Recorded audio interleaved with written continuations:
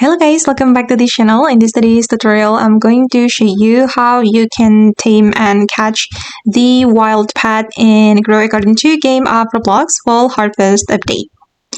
Okay, let's get into it guys. Basically, if you want to find more wild pets, you need to have this pet in your garden, the wolf. And I'm going to show you the wolf ability. Okay, it can prowl around your garden and summon a pack of wild animals whenever a moon rises. So when the night comes, this wolf can summon wild animals. And you just need to wait until the night comes and make sure that you have wolf in your garden. And you'll have more chance of meeting the wild pet right here. And to catch the wild pet or to tame the wild pet, you just need to click on the purchase icon.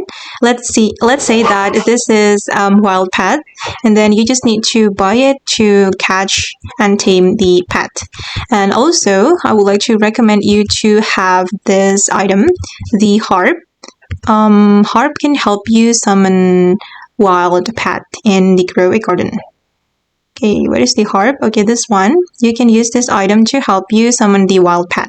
And harp item also has ability to give you a chance to meet the big pet.